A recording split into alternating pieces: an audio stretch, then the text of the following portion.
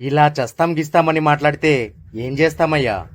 అయ్యా, ఆయనకు నేను డబ్బిచ్చేటప్పుడు 2 రూపాయల వడ్డీకి ధర్మంగానే ఇచ్చాను. తిరిగి గడువు అయ్యాక న్యాయంగానే అడుగుతున్నా. ఇందులో నా తప్పైతే ఏమీ లేదు. ఇప్పటిదాకా అతని కష్టాలు ఎలా ఉన్నాయో విన్నారు. ఇప్పుడు మాలాంటి వాళ్ళ కష్టాలు ఎలా ఉంటాయో చెప్తా వినండి. మా కర్మ ఎలా ఉంటుందంటే, వీళ్లకు మేము అప్పిచ్చేటప్పుడు దేవుడిలా కనిపిస్తాం, కానీ తిరిగి ఇవ్వమంటే రాక్షసుల్ని చేసేస్తారు. తీసుకునేటప్పుడు వీళ్ళు మా ఇంటికి ఒక్కసారి వస్తారు, కానీ తిరిగి ఇవ్వమని వీళ్ళ ఇళ్లకు ఎన్నిసార్లు వెళ్తామో లెక్కనే లేదు. రోజు మాకు అడుక్కుంటున్నట్టుంటుంది.